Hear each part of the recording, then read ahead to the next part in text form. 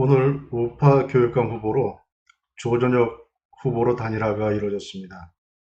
서울교육, 대한민국 교육, 미래의 교육을 걱정하는 시민의 한 사람으로서, 교육자의 한 사람으로서 단일화에 승복한 홍우조, 안양욱 두 후보님께 감사드립니다.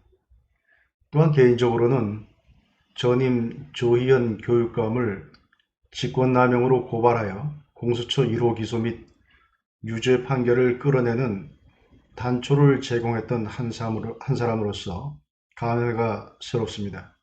그간 분열로 인해 이길 수 있었던 교육감 선거를 위선적 좌파 파퓰리스트에게 자리를 헌납해 서울 교육뿐만 아니라 대한민국 미래 교육을 망쳐왔던 과거의 잘못을 늦게나마 바로잡을 기회가 있다는 희망을 갖게 되었습니다. 참으로 반갑고 다행스러운 일이 아닐 수 없습니다. 그가 학생, 청년, 미래만 보고 그들을 위한 교육이 되었어야 함에도 불구하고 우리 교육 현장은 자기 자식들은 유학 보내고 일반 국민들은 하향 평준화시키는데 여념이 없던 위선자들, 잠재 능력을 끌어올려서 미래에 대한 기회를 주기보다는 노동자를 자처한 일부 이념적 교사 집단의 정치적, 경제적 사욕을 채우기 위한 수단으로 전락하였습니다. 이제 교육은 선택이 아니라 생존의 문제가 되었고 서울 교육감 선거는 서울 교육만의 문제가 아니라 대한민국의 교육, 대한민국의 미래를 결정하는 교육이 되었습니다.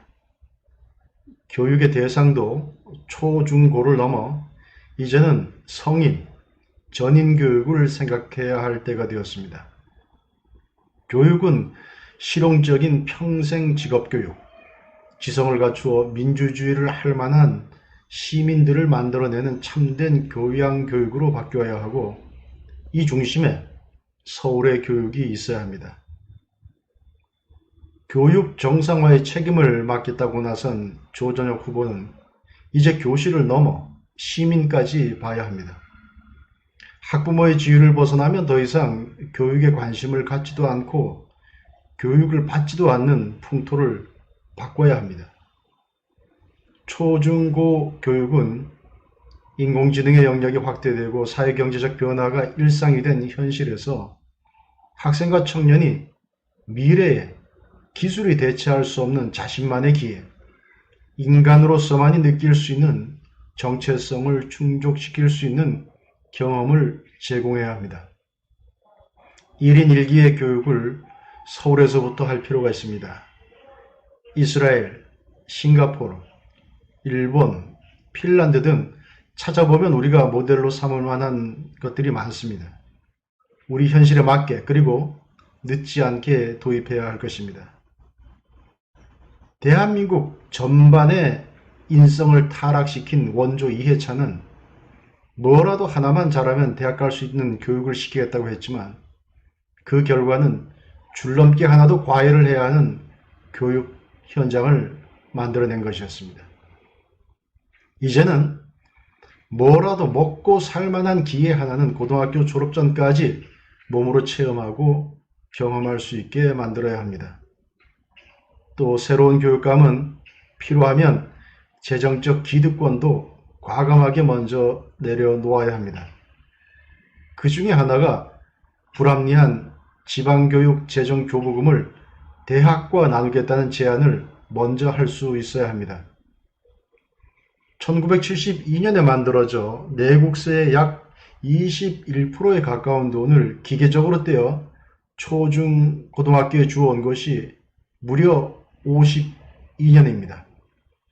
그간 우리 경제 규모는 엄청나게 늘어났고 반대로 초중고교 인원은 급감하고 있습니다. 남아도는 초중고 예산으로 지방학교들은 늘 새로운 공사, 새로운 포장, 증개축이 일상이고 학생들도 원치 않는 태블릿을 나눠줘서라도 예산을 써야 하는 형편입니다.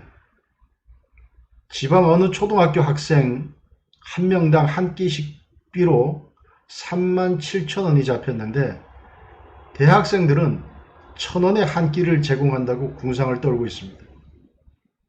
교육은 모두의 교육이고 초중고에서 멈출 수 없습니다.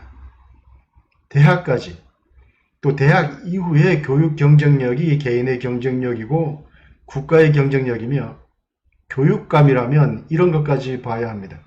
그렇다면 전교조와 같은 교사 집단의 흥청망청에 들어가는 지방재정 교부금을 서울시 교육감부터 과감히 대학에도 떼어주겠다고 선언해야 합니다.